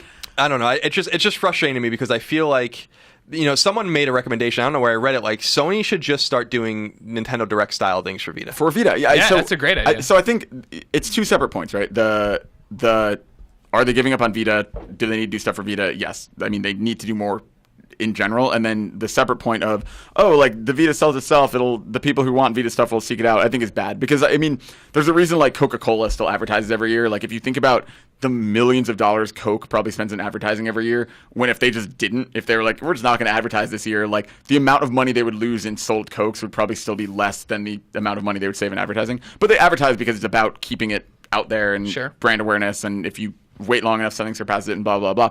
I think with the Vita, like, at a certain point, if they just literally stop talking about it because they figure the audience will self-regulate, no, it won't, and the audience will slowly shrink. And yeah, I mean, they need to get word out there, but I think that's the answer. I think dedicated events and time to focus and explain what the Vita is in a separate event makes a lot more sense than, sure, they could have shown Freedom Wars for a few minutes in that press conference in between two gorgeous 60 frames per second 1080p games. Like, is that really the best place to show that? I don't think so. I think it probably would have been overshadowed by bigger stuff. I mean, that's the E3 press conference thing in general people always talk about, is like, if you're on stage for your 3 minutes and you're sandwiched in between Call of Duty and Destiny, like, guess which game people aren't talking about afterwards? It's your little 3 minute. So I think there is a need to talk about Vita. I agree with that, but I think a place like Gamescom is probably not it. Unless they have like a dedicated 30-minute block, which they obviously didn't have this year. Based on everything we're talking about, Mark writes in and says, hey guys, Huge fan of the podcast and a big fan of my Vita. Question. With all the talk recently of Vita's future, what do you think the chances are that Sony will try another handheld, and what do you think it would be like? I think the chances are slim and none you ever see another Sony handheld. And I'm not talking about another Vita redesign. I mean Vita 2, PSP 2, whatever. No time anytime soon. Yeah, I mean, I think Vita right now is still part of the PS4 platform. Like whether that's yet another separate conversation of like the remote play stuff is working great. You know, like I have no complaints about just how remote play functions, and they just released a second model less than a year ago. So yeah, I don't think you see even a new model of Vita for quite a while, let alone a whole new handheld. I think you're talking, if it happens, you're talking 5 years minimum. Sure. Yeah, I think I said it before on the show. I'm of two minds. Like the most obvious thing is to say like there's no chance they're done. Like with handhelds. The other thing is that like I think they're crazy enough to make another Vita. You know, like I think that they're crazy enough to be like, nope, like we're making another Vita. You know, it's more powerful and blah blah blah blah blah, and it'll play your old games and it has 2 triggers on each side and all this kinds of. Like, I can see like there's a portion of my mind that's like I can see them doing that, and I feel like it could be an R&D right now. You know, like because they want to double down. Well, they definitely have another handheld being worked on in R&D right now, guaranteed. Will it ever see the light of day? I don't know. Yeah, I'm sure they're prototyping. I mean, that's how this works, right? I mean, to like even PS4, have it out. Think about it as PS4 is selling probably twice as fast as they ever expected to. Like, if they can get a machine out during the PS4's lifespan that can play PS4 games natively, like, yeah, I mean, they would want to do that. Yeah. It's but I mean, like I think that they're crazy device can't be $900 though. Like, I mean, that's the problem is like getting it down to the same problem Sony has had pretty much every time it's launched a system other than PS4, which is like launching it at way too high of a price point and the proprietary memory and all that stuff. Yeah. Like they can't. If they really do another handheld, like they have to learn so much from this launch. Like surely they would understand like what goes into it and what'll get people to buy it. I think like you always say, like, you know, sell the hardware at a loss, make it up in software. Yeah, I mean, that's what you have to do, and they're already making a profit on PS4. So I just think Sony is bold enough to do it. Like I think that they're actually like one of the companies that they would do it. Well, I mean, and if PS4 continues to sell this well Yeah. throughout this whole generation, they'll have theoretically the money to take a risk too. So, But there's no need to do that right now. Just focus on making Vita better. It's sickening better right now. Number 6. poor little Sony guy. Computer Entertainment Japan's president and CEO, Hiroshi Kawano, is retiring from Sony effective August 31st. Kawano joined Sony in 1985 and was the head of SCEJ for the launches of Vita and PS4. Let's see. Atsushi Morita will succeed Kawano effective September 1st and is currently serving as Sony's Vice President of Administration and Control. Maybe I'll get to meet him when I go to Japan in a few weeks. Not if you keep talking this trash in the Vita. I know. Hey, I'm not talking that trash on Vita. I'm just telling it like it is. You just called it was sick and in bed. It is sick and in They bed. have a plan for it, Colin. It doesn't match with your plan. I was but it's their plan. I was at Studio Japan last year, and I'm convinced that there's a room full of beds with Vitas in it, connected to IVs. Little thermometer sticking out, the little like old school hat. Number 7. Oh wait, before you move on, I think that's actually really interesting because Sony as a whole, like looking at SCEA and SCEJ, like it's kind of a new guard right now. It's pretty crazy. I mean, if you look at how many people in major positions, because I mean, Kaz is now head of everything, so it's not like he's really focused on the gaming side. Trenton's gone. Like it's just really interesting that Sony next year compared to Sony even 3 years ago, it's so different. Yeah. I agree. Yeah, it is a little weird. Still But kind of getting over strong. Jack. Shuhei's never going anywhere. Yeah, of course not. The day Shuhei leaves Sony, it's the day I weep on this pod. The podcast, it will just be Colin and I crying at the table. I think his as a promotional stunt, when they finally let you change your PSN name, Shuhei should change his last name to PlayStation, thus confirming he will never leave the company. Jeez, he's dedicated. PlayStation son. Number 7. And finally, some game announcements. Kickstarted adventure game Dreamfall Chapter is coming to PlayStation 4 this November. Where's Knob Switch? Knob Switch is on. Dreamfall Adventures and Knob Next Switch. up. The sequel to Cube When the Cube Vita gets out of bed, it comes with Knob Switch. The sequel to Cube Squared is coming to PS4. Zen Pinball's The Walking Dead Pinball is coming to PS4, PS3, and Vita on August 26th and can be accessed via Zen Pinball 2. RPG Rune Master will be coming to PlayStation 4 in 2015. And Q Games and Double Eleven's Nom Nom Galaxy, a continuation of the Pixel Junk series, will come to PS4 and Vita at an undetermined time. That's it. All those games sound great, but they're not out yet. Andrew Goldfarb, if I wanted to know what came to stores this week, the mom and grop shops, where would I go? That would be the official Leah B. Jackson memorial list of upcoming PlayStation software on all 3 platforms by the IGN editor. True. Number PS3. That's not a number. Number PS3. PS3. Counter-Spy's out. It's available digitally. We'll have more on that very soon because we interviewed them. God, it feels like that. I can't believe that game is just now out. I feel like we were seeing that game like a year and a half ago. We just saw it a long time ago. Diablo 3 Reaper of Souls is available digitally and at retail. Plants vs. Zombies Garden Warfare is available digitally and retail. Tales of Exilia 2 is available digital and retail, and I reviewed that on IGN and gave it an 8. You got to pay off debt and stuff, I hear. Yep, you do. Sounds like a Tom Nook nightmare. On PlayStation 4, Plants vs. Zombies Garden Warfare is available digitally and at retail. This is a really random one. Rygar, the old arcade game, which I loved on NES, even though it wasn't really quite a faithful port, is available digitally. I can't wait. I'm playing that tonight. Counter Spy is available digitally. Kung Fu Rabbit, which I think is already on Vita, is available digitally. Diablo 3 Reaper of Souls is available digitally and at retail. I actually think Kung Fu Rabbit's a PS3 game. Sorry, that's on the wrong list. Hotline Miami, the original one, is available digitally on PS4 as of today. And I think it's cross-play and cross-buy, so if you already bought it on Vita and PS3, I think you might already have it for free. Not positive about that. And The Last Tinker, City of Colors, is available digitally. On Vita, Counter Spy is available. What? The Last Tinker, that looks incredible. It's like a 3D platformer. I'm all over that game. It looks cool. Yeah. I don't know if we're going to review it. On Vita. Counter Spy is available digitally. Crimson Land is available digitally. I already reviewed that on PS4. What'd you give it? Like a 7 maybe? Something like that. Same thing you gave Counter Spy. Yep. Gravity Badgers is available digitally. Awesome name. Nice. Good. I like And that. a game I'm really excited about, Sword Art Online, Hollow Fragments, available digitally. This is an RPG that was on Vita in Japan, did very well over there, has a huge community. I think a lot of people actually imported it to play here, like the kind of the hardcore Western Vita community. So I have my code. I don't think I'm going to review it, but I will be playing it, and we'll send it out to a freelancer. And That's what it. is that? The Last Tinker, City of Color, it's called? Yep. City Greg, of Colors. Remind me to download that. I'm on it. Thanks, buddy. Everybody tweet at Garfep and let him know. Please do. Download Last Tinker, Yeah, City of Color. I like 3D platformers a lot, and they're not around enough. I'm going to tell Marty about that one. He wrote a thing about it. He was like, hey, I like this game. I wish it was a different game. Called it 3D. It was Splatoon. It was that. Oh, right. Yeah. He wrote a piece. It was like, I really like Splatoon, but I wish it was a 3D platformer. Which made me laugh. And then you're like, here it is. Yep. As Colin just told you, ladies and gentlemen, Diablo 3, Reaper of Souls, Ultimate Evil Edition is out. I've been playing my balls off with it. You did so stream. Good. Yeah, I've been streaming like crazy over on my Twitch channel. Streaming Having your a great balls time off. with it. No, I didn't. No, I think they kick you off if you stream your balls off on the thing. I don't know. I've seen Shuhei tweet some pretty interesting PS4 screenshots. That's true. It's fun as well. It's great. Nobody else here has played it, right? Have you played any of it? Diablo. I played Reaper. So I was at Gamescom last year when it got revealed, and we saw a little bit of it. Yeah. And then I was at BlizzCon last year, and we played tiny bit. All right, good. It's good. It's But not on PS4. I played it on PC for a little bit, and then I played a lot of it on PS3 leading into E3 when I was just looking to grind, listen to my podcasts. There, the muddled visuals, not as much happening. In PS4, it looks way more like the PC. Tons of stuff happening. They put in a whole bunch of cool multiplayer stuff. Not that you have to play with other people, but like even just like if you're playing on your friends list, we can share gifs. And you can. Isn't there that whole thing where like you kill if a monster kills you, Right. it'll show up in somebody The else's Nemesis game. system. Yeah, that's really smart. Steimer and I have been playing nonstop together, and no one else has the game yet, so there's not like my friends list is populated. So last night I went and played on my own for the stream, and as soon as I started, a Nemesis monster that had killed her popped up in my game and just beat the shit out of me and killed me. There's a curse too. 15. I'm gonna You take it down deserved for it. you. I did. Yeah, Oh, you yeah. I deserve mean, I it. deserve Also, why is it. your finger so dry? Touch your finger. It's like I don't moisturize enough. sandpaper. I don't moisturize Yeah, enough. it's like it's like a sandpaper. cat's tongue. Do you want to? Well, my hope is that I'll just have Spider-Man like powers if I keep it up. We have two Diablo things here. First off is Why from would Dan. dry skin give you Spider-Man like powers? Because then I'd be able to stick to things like cat's tongue and sandpaper. Dry. Dan from the UK writes in. It says Beyond. Beyond. I, for one, have been waiting for Diablo 3 to be hitting my PlayStation 4 for a long time, but my question is this. Looking on the store on my phone, I see the Ultimate Evil Edition in the coming new section on PS3 costs €29.99, but the PS4 costs €59.99. Sorry for not converting it. I'll never understand your over-the-pond money.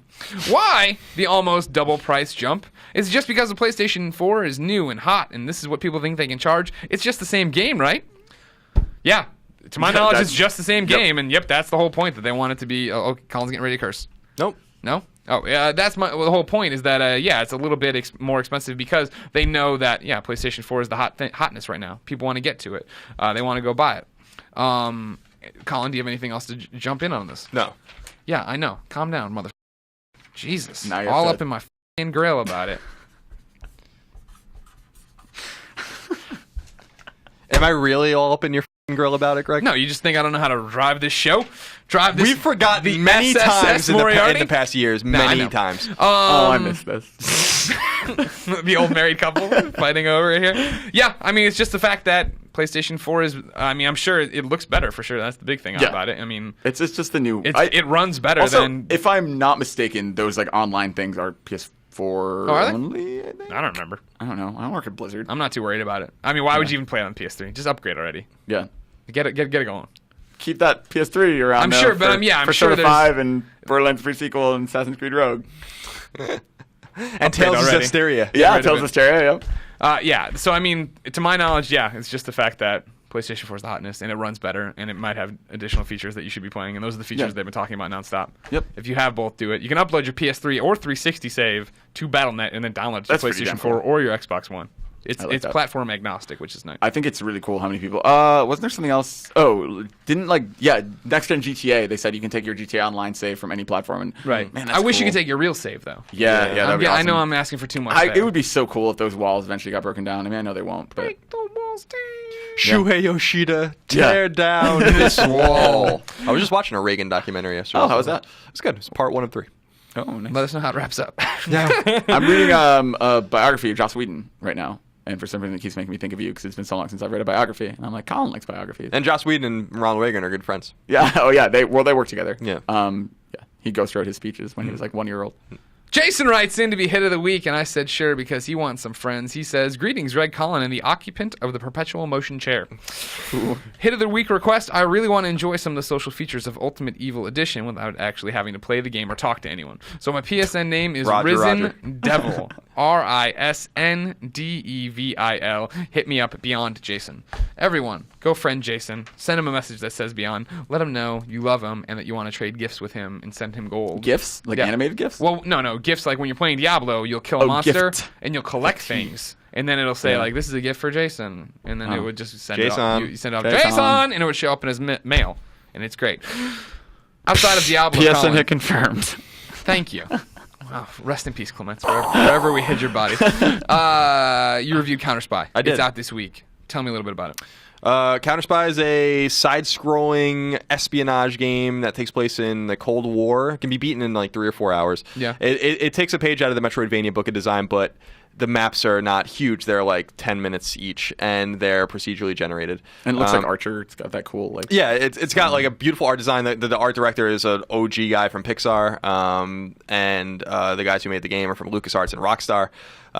So it's the studio's got a good pedigree. I gave it a 7. I think the game is immaculate looking. I think the gunplay could use some work. I think that the AI is super inconsistent, which is a major problem in a lot of stealth games. Sure. You know, I would love to hear more about this game. Is there some kind of any other information I could get? You're about to get it, ladies and gentlemen, and Andrew Goldfarb, because that OG guy from Pixar and one of the dudes formerly of LucasArts, Mark and Dave, they popped up here for your enjoyment. Here they are, Counter Spy. Boom! There it is, Colin. Yeah. 2 people at the table. That's how quick we do it. Everybody, give a round of applause. Mark and David are here. They're here to talk about Counter Spy. Pat on the back. Yeah. Good job. So let's start things at the top of the most important thing I think possible. David, Yep, you live in my neighborhood, our neighborhood. that's right. The sunset. I was walking to the train today. You came up. I'm like, oh, another adoring fan to talk to. And he's like, you're going to interview me today. I was like, oh, what's up? How you doing? This is weird now. yeah, that's funny. I had no idea when I went to the studio. I was saying to Greg, I've seen you, and I would go, that guy looks familiar. And then I only clicked, I think, when we chatted, Colin, and realized you were in the neighborhood. Yeah. So that was kind of weird today. Literally on my way to work, not work here. Yeah, thinking, literally all coming right, here to meet us to get talk. myself psyched up, and it's like, oh no, there's Greg, and oh, he's walking over here, and oh, now he's right in front of me. I guess I better say hello. So Then we talked about Rogue Legacy, so it all worked out. Rogue Legacy is awesome, but I'm totally a noob at that game. Yeah, we all are. Colin's the only man in the room, I think. Yeah, I beat it. It was good. I want to do the new game plus thing and see how hard it gets. It's supposed to be very good. But enough of that game. Yeah. Tell me about Counter Spy. Well, who wants to go first? You're warmed up. Okay. The train got you nice and loose for All this right. interview. So Counter Spy is the first game from our studio, Dynamite. It's a side-scrolling action stealth game. It's set in the sort of 50s Cold War setting. It's coming out on all the PlayStation devices next Tuesday. This Tuesday, today. Today, coming out today. It's coming out today. Time travel. It's coming out right now. Cross-buy? Cross-buy, cross-save. Yes. Cool, and it's also available on. It's going to be available on mobile, right, later on as well. There in case you is want to play a it there. mobile version, yeah, Cool. and it's intended to be kind of its own game. Like it has a lot of the same core gameplay, so less of a companion app. more of a game in its own right. Mm-hmm. Cool. So when I came and visited you guys at your studio last week, first of all, the studio is an awesome space. You should see this place. The space is just awesome. Thanks for inviting me. Yeah, no problem. And the bathrooms I was especially impressed with. Thank you. The bathrooms are very cool because one bathroom is the heart of the imperialist and studio. one bathroom is Soviet style. Oh, that's cool. And so I guess like where I want to start is like what was the nugget of the idea for this game, and how did you guys kind of find each other? Because what I was so fascinated about talking to you guys, and we're going to do a piece later on, I think, after the game comes out. How did you guys find each other? Because there's a lot of experience from different places, even outside the games industry, to come together and make this game. It's like an online dating service, really. Looking for a dev.com. Yeah, exactly. So some of it's not too far from that, as it happens. There's four of us who formed the nucleus, who originally kind of really set out to start the company.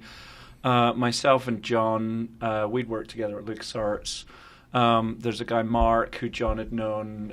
He sort of brings a bit more of the business acumen, and he's like the least businessy business person we could find. He just got back from India and is like a surfer, so that's our business guy. And a serious gamer, too. Right, and a total gamer nerd, so that was important. I like the idea of him just being a surfer. Right. Hey, man. What are you guys doing? Stop worrying about it. Ride the wave. Right.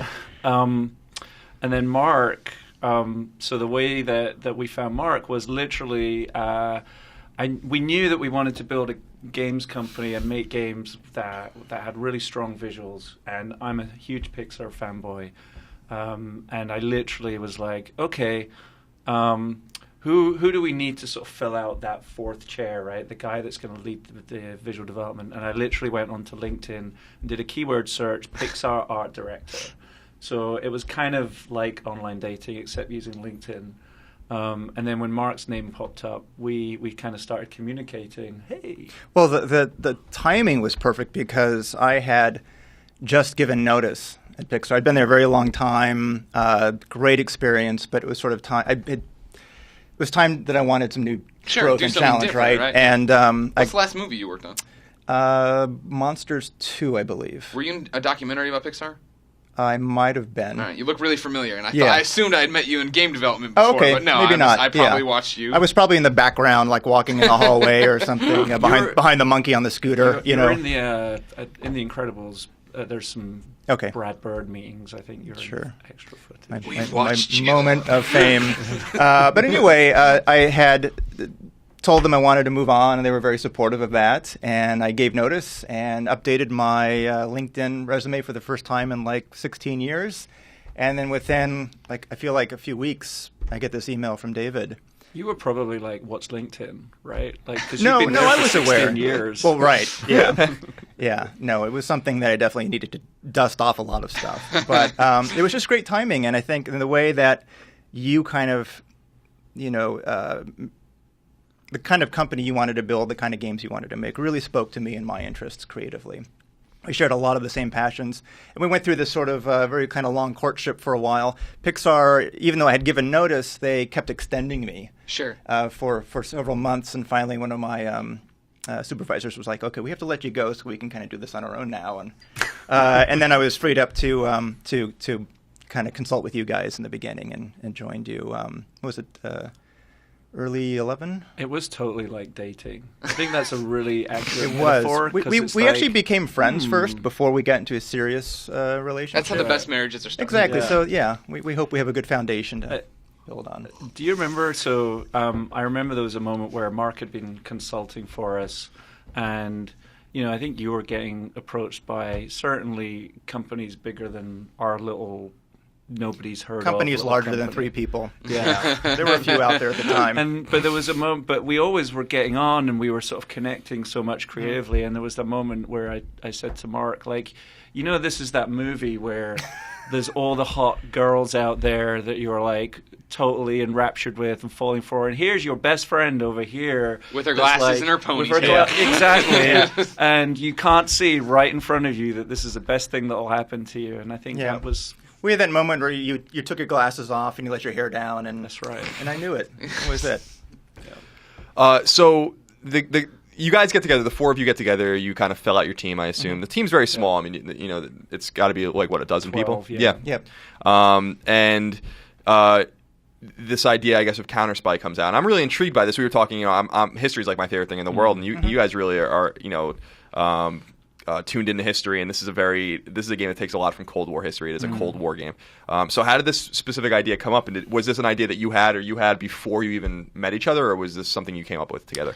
So I think when Mark and I met, there was definitely that idea, that kernel of an idea that wanted to make something that kind of tapped into the espionage thrillers of the 50s and 60s, like just being a huge fan of like early Bond shows like Man from U.N.C.L.E. And I think that's where Mark and I really hit it off and could see how we could build something together. It's interesting. So the thematically where we went was sort of a real discovery process. Like I don't think we knew when we started out that we were going to set it in the Cold War and necessarily have a point of view about sort of what the Cold War is like, right? Which is, if you think about it, the Cold War is kind of this pretty crazy, dark time in history, and we're making a very fun, playful, colorful game. So it's like, well, how do you reconcile? Yeah, those? like how do you reconcile the two? Yeah, and I think when I came on, like you had that core idea, and that's what's one of the things that sold me was just getting to do this sort of 50s, 60s era cool espionage game, right? And it touched on a lot of things I was really interested in. But there's it's a very wide sort of palette, yeah. Sorry, to work in. And so tonally, we didn't know quite what the tone was. Like originally, it was a little darker. It was a little more gritty. Tinker, Tailor, Soldier, Spy, or Man from Berlin, kind of, or not Man from Funeral in Berlin. And we wanting it to be a playful game. We didn't want to take the sort of Austin Powers approach of doing a parody, where it's just really making fun of the genre. We wanted to do it in a way where we were respectful and earnest, but still a little lighthearted. Sure. So that was a process for us to kind of find those sort of common grounds. And I think Dr. Strangelove was a great one, where there was this sort of very, again, serious earnestness to the story, but it was a ridiculous story. And I think that kind of was like a first place we kind of found that sort of humorous touchstone, I guess, for that. I mean, the thing, we talked about this, Colin, like the thing that we really wanted to poke fun at a bit was just that sort of, that ideological sort of what any two sides can be when you've got two ideological sides in opposition, and they're so like, yeah, we're right, we're right, so they're wrong, and it's something that this sort of fundamentalist idea, and it's something you see in religion, in politics. It's PlayStation versus Xbox. Like it feels like people always want to draw those battle lines, right? And like honestly, I feel like usually when you meet people across any divide, you find, well, you're cool, we're all cool, like you're just like us. You play Xbox, I play PlayStation, but that's okay. Switch the A with the X, and it's the same thing. Right. So I think for me that was like part of the meaning that we thought we could kind of wrap around the game. I think for us, it's important that we make games where there's sort of a meaning or there's a point underneath it, but at the same time, like not being super heavy-handed. So that's why when you play the game, you'll see a lot of the propaganda on the walls. Like that's a lot of the artwork that Mark did for the two sides, so you can kind of see, these two sides are sort of facing off against each other, but they're kind of the same, right? So that was, but again, like it's not like in your way and getting in the way of you running around ragdolling. So how do you? enemies. But how do you do that? It sounds easy when you say that, right? But you're making a video game where you run around and do crazy stuff, but you're trying to deliver a message, but you're not trying to beat people over the head with it, right? Well, it works at a couple of levels. I mean, one for us really, it just allows it focuses us on what's meaningful to us about the game. Yeah. What's the thing we're kind of the point of view that we're engaging in, and that sort of informs a lot of the choices in the game. Some of it becomes a little more overt, some of it's very subtle, and ultimately what people take away from the game is up to them. But it allowed us to kind of filter sort of our creative choices. And so the posters, the propaganda posters, were a perfect way to give voice to that sort of idea. But again, not in an overt way. It's in the background. It's funny, hopefully, and it adds to the tone, the playful tone, a little bit of messaging there. But again, it's just in the background. You run by it. Sure. It's. I mean, I think of like good science fiction, right? Like awesome science fiction whether it's early Star Trek or anything. It's like it's great entertainment. You know, you get wrapped up in the characters and the world, but it can also be used to explore things that might not otherwise. The car ride home, you have that way. Like, wait a Right. second, that's kind of like Yeah, this. like, Yeah, wait, yeah. oh, did Kirk really kiss that green alien, and what does that mean? Yeah. Yeah, like, I feel like that's the power of great entertainment, is like it has the ability to entertain you, but you also walk away with something. Yeah. It's funny you have that Star Trek example. I just thought of that episode of the guys that are half black and half white fighting the guys that are half white and half black. Right. That's basically our game. Oh, so you finally admit it's a ripoff. Exactly. Thanks. It was an unconscious ripoff. You're going to rip off, well, copy the best. Yeah. Exactly. Yeah. what I enjoy so much about the game when I came to your studio and we talked about it and I got to really kind of sit down and play it for a long time and learn more about it was you don't identify the United States or the Soviet Union. It's the socialists and the imperialists, and and I love the idea of the game that you're not taking either side, that you're actually trying to sabotage both of them. Right. And so I guess the story takes place that they're both trying to launch nukes at the moon, right? To be the first one to launch nukes, and you're trying to find enough information on both of them by infiltrating their bases to sabotage their nuclear programs. So that's what the game is about, and I love that idea. Was there any sort of, you're making the game can be played anywhere, but you're a Western studio making a Western game. Was there some sort of, did you feel the impetus at any time to make a game that was more pro-US or more that told more of the US side? I can speak to that. It was very tricky subject matter because on one hand, it's very easy to vilify the Russians, or the other side, and it's hard to be aggressive towards your own side. The game, we wanted it to be fundamentally about two fundamentalist sides, and the Cold War is sort of an illustration of that. And so we wanted to keep the framework, we wanted to keep it recognizable, but I didn't want it to be literally about the Soviets and the U.S. I didn't want it to be a historical game. So there was a challenge in sort of abstracting them enough. Originally in the visual development, I had completely different colors and flags and things, but then no one knew what either side was, and you lost that sort of historical framework. So we had to dial it back. But it was very important to keep it. You're evoking the historical, combatants, but again, it's not a direct representation of them. And I also felt really sensitive to the fact that, wow, I can go and invade a U.S. base and shoot my grandfather, or something. And I didn't like that idea, paradox. too. I know, exactly. So, again, it's like I hope we struck a right balance between abstracting it enough and you understanding it's sort of a playful game. It's satirical, and it makes it a little easier to kind of just play the game. The idea of imperialists and socialists as well, it was kind of came down to it's the classic insults that one side always throws at the other. Right. You always hear the US being accused of you're the imperialists, and it's like, socialist is a bad word, and it's the way that these labels get attached and thrown at people that kind of depersonalizes. So we kind of latched onto that as being kind of who we wanted to label them as. Counter is kind of the lens. It's almost like looking through the lens of today and looking back and reflecting on it and sort of seeing, again, seeing kind of the sort of tragic irony of that, conflict. So just to also, because this is getting a little deep.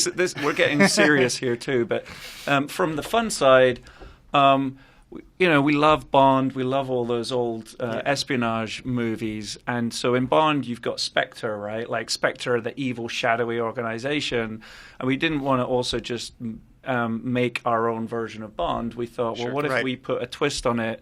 Like they're viewed as the shadowy organization by the sort of nations, but you're on the inside. You see yourself as the good guys. You're the hero, yeah. Right, and so it's like flipping it so that the superpowers are the supervillains, right? Yeah. And so once we kind of tapped into that, and then we did feel obviously like let's not call them U.S. and Soviet as well. All right, so right now, Colin, Yeah.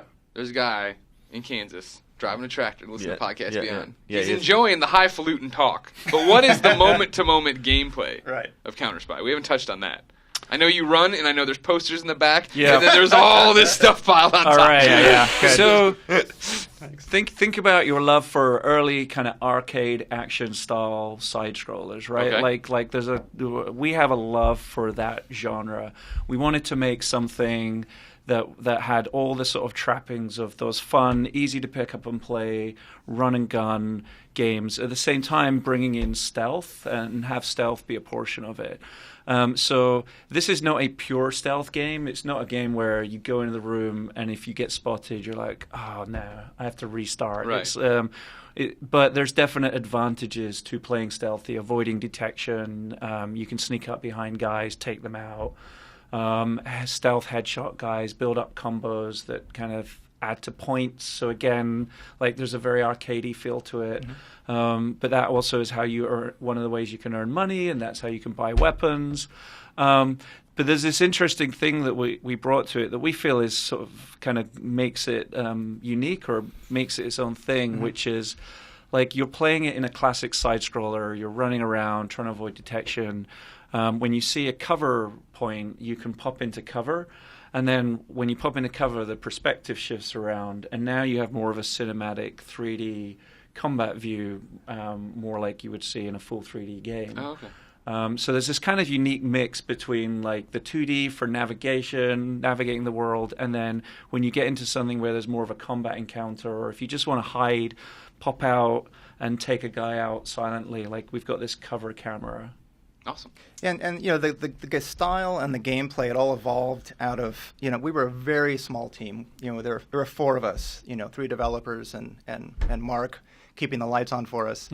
And we knew we were going to have a small team. We weren't going to have a lot of resources, and so we needed to kind of constrain ourselves and also find a foundation from which there was a common experience we liked. And side-scrolling games, you know, was sort of kind of a good starting point, and wanting to build kind of a simple foundation. But then we wanted to implement well on that, and really where we can have a high bar. So it is, you know, foundationally a very just a nice, you know, kind of pure simple arcade game with you know. But we just wanted it to be, you know, bringing in the cover camera, bringing in the 3D nature, and then bringing in the personality and the voice was sort of our way of sort of being able to scale up on something very, again, sort of playing to our strengths and a few other things about the game. So the levels are put together using sort of procedural systems. So rooms get stitched together in different orders. Enemies are in different places. Stuff that you find. So it's different every time you play. So we try to make it endless replay. How long is this game? Endless. That's what Right. you say at the bullet point. Let's see you finish this game. Platinum this, Colin. What else? There is the weapons in the game. So you collect blueprints in the game that you complete to unlock new weapons. And some of the weapons, you've got your kind of traditional, like the diplomatic pistol, which is the silencer. But then you've got a bunch of more crazier weapons you can unlock later. Like one of my favorites is the dart persuader, where if you shoot a soldier with that, he'll kind of and turn around and Go just berserk start and just going mow everyone berserk, down. attacking his allies. They'll start shooting him, so you can create little firefights. And so again, I think just trying to have fun with it and trying to make sure. I feel like the core gameplay is sort of matches the irreverent tone of the world as well. Awesome. Yeah, a few of the things that, you know, gameplay-wise stood out to me when I sat down with you guys to play was, you know, one of the things I really like to do, even though I messed it up once, was you can shake down the officers that you meet. And I actually only shot one of them. But if you just aim at the officers, they'll actually surrender. And this lowers your DEFCON score. Like the DEFCON threat level basically indicates like how tense things are, and you can lower it by making officers surrender to you, which is kind of cool. The gunplay was really fluid. It's a fun game, and I think people are going to enjoy it. I'm really looking forward, especially to play it on Vita. I played it on PS4 at the studio. System's got no legs. Vita's a future. Yeah, for sure. Dynamite's Counter Spy should be out now by the time people are listening to it. Vita, PS3, PS4, buy one, get them all. Cross play, cross save. And there's those iOS and Android, I guess, type games or whatever. Not quite the same, not quite different if you want to play those as well. and that will be pretty cool. And then I'm gonna go see you guys in a few weeks, and we'll talk again, That'd be great. and we'll do something a little meatier, deeper dive on the studio, because this is an interesting studio. People usually like my history pieces about Sucker Punch, which I'm working on now, or Naughty Dog, or Santa Monica, or San Diego, Bend. But I want to do this studio about a story about a new studio and how they found each other, because I think that's the more You're interesting doing the story. prehistory. Yes, the history before the history. Right. Episode 1. Yes. All right. Well, guys, give me a Beyond before you go. Beyond. Beyond! Oh, wow. That actually did add a lot. That was really interesting. Did it look like I was done writing down the number? Did it look like I wanted you to start talking yet? You just don't even remember how this show works, do you? You're a piece of work. Garfab. I started having a stroke there. Your nose is bleeding. I can't jump around times like this. The Coward Spy thing is in there, and then we keep this part of the show for no reason afterwards. Or keeping this. This is the rest of the thing here now. If you were to stroke, I feel like we would probably not edit that. I would demand it stay in the show. You're from right your now, hospital bed. If anything bad ever happens to me on Podcast Beyond, I demand that it is left into the show. But if you have a stroke, let's say you die of a stroke right now. Yeah. We're not going to go back and edit your death into Think of the video views. segment. Think of the downloads. Oh, that's true. You got to share it. clicks. They'd be grieving. Yeah. You'd have a somber section before it telling everybody, like, this is a graphic episode. We lost Greg. We're going to let you listen as it happens. And then it's like, I go down, right? And then it's like the 6 hours of this just running while you guys are dealing with it. And then you come back like, oh, God, it's been recording the whole time. And we're still editing. People are screaming because you're on the ground dead, and we have to edit each curse out, like, one by one. Oh, my death's so funny. Colin. Yeah. Jack writes in with a question I think you can answer. He says, Beyond. Beyond. Hey, Greg, Colin, the ever-rotating third chair. My question is for Colin. I'm about to fly from Melbourne, Australia to Hawaii for a holiday, and I need something to play on my Vita for the 10-hour plane ride there and back. I'm tossing up. I guess that's a phrase in Australia. I am tossing up between PS1 classics Wild Arms and Vagrant Story. Which one would you recommend? Beyond to keep up the great both work. games are great. Wild Arms is one of the best games of all time. So I would go with Wild Arms. There you go. Spelunky. Persona, I don't know. Why? Why Wild Arms over Vagrant Story? Wild Arms is an exceptional story-driven, emotional JRPG. I think that the only reason that people don't appreciate it the way they should is because it came out 6 months before Final Fantasy VII, so it was buried. It's like one of those weird things where I think Wild Arms is probably as strong as that Golden Age SNES JRPG era, but it's not included in it, obviously, because it's on PS1. But I think, man, that game is probably pretty up there with Chrono Trigger and, you know, a lot of the kind of Final Fantasy VI and all the greats that people talk about. Absolutely, it's an exceptional game. Vagrant Story is great, but Wild Arms is one of the greats. All right. Colin, last week, we had a rushed Podcast Beyond. Then we went to Sony and played a bunch of games that they had talked about and shown at the Gamescom thing. We have a question here from Thomas about one of them. Beyond. To Greg, Colin, whoever else is in the rotating third chair, I recently watched some of the Until Dawn gameplay IGN put up, and it looks great. I was wondering, though, if the game changes based on the player. In the beginning of the game, it had the player take a survey about themselves, asking questions as, is horror all about gore or suspense? Do you guys think these questions will impact the game greatly, or just a few choice scripted scenes? Thanks, Thomas. I'm in love with Until Dawn, first off. It's one of those things, we played it forever ago, 2 years ago with the move, and I was like, whatever. That was Gamescom 2012? Mm-hmm. This seems like it's going to be stupid. And not dumb, but just not great, right? This one, after playing it, I still haven't played PT, the playable teaser for Kojima's game, right? Because it was like, I played a horror game, this was great, and then I came home and then there's another horror game. I'm like, this isn't something I need to be playing every day.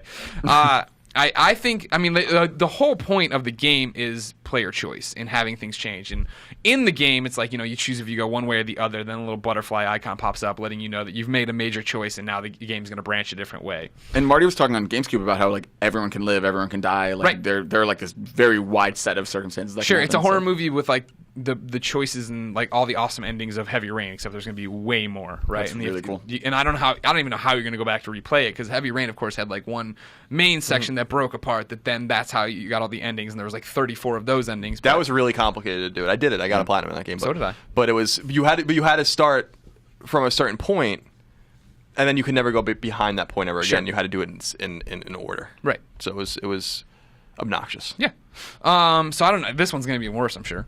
It's going to be crazy. Yeah. And then We'll back see. to this question, though, about, like, the survey. I didn't ask the woman who was giving the demos there about that specific thing. I imagine it does, if it's how it's going to tailor the experience, if it's about suspense or if it's about gore. Because I said suspense, because I like the grindhousey movies nowadays, like the basically torture porn. Don't do anything for me. I went that way, and that had people popping up in my face trying to scare me and different things, and it wasn't at any point somebody's guts falling out. Now, granted, we had one tailored demo, so who knows in the end how it is, but I don't see why they're asking these questions if it's not going to matter. Yeah.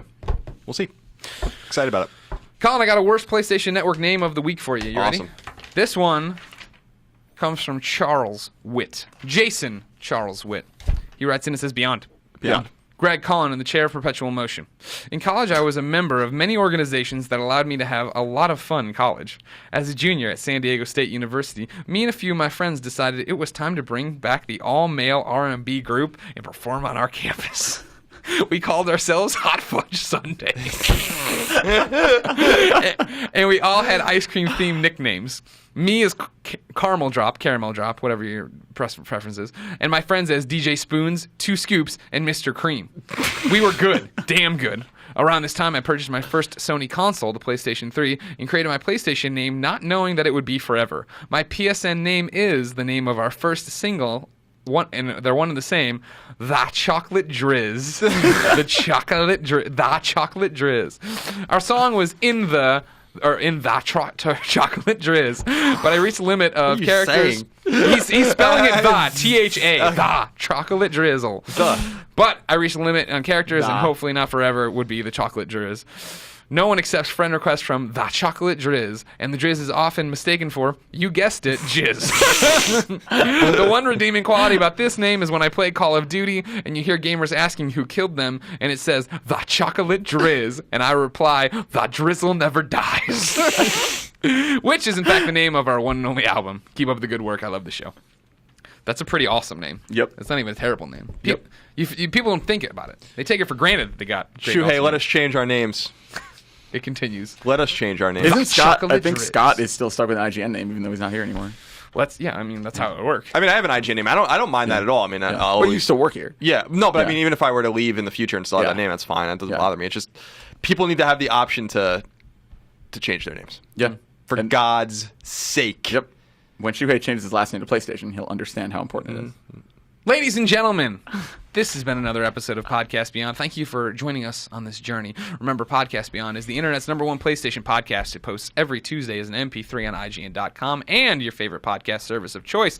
Then, each and every Wednesday, we put up the video on IGN.com, YouTube.com/IGN, and the IGN PlayStation 4 app. It's totally free, Colin. You'd be stupid not to download it. Your faces are on there. Yeah, Whenever I it's- turn on my PS4, I'm like, hey, I know them. Look at these idiots. I just kiss my screen and just gingerly thank start you. the TV. Remember, of course, IGN.com keeps the lights on. Go there, read the articles, watch the videos, sign up for Prime, do some stuff with the wikis. Yeah, we got the wikis there. Jared, of course, wanted to come in and thank you for all the support you guys had given him. Edit that Battleborn wiki. Good job. I love the grin after you say it, like you slid it in. And pre-order now. You son of a bee. Keep up with us all on Twitter. IGN is IGN. I'm Game Over Greggy. Colin is No Taxation. Andrew Goldfarb is Garfep. Wow. Nailed it. I've been practicing in the mirror. Oh, we once you can't said even you're say what coming. it stands for anymore. That's sad. Greg always regrets fudging elderly people. The Chocolate Drizz. Chocolate Drizz.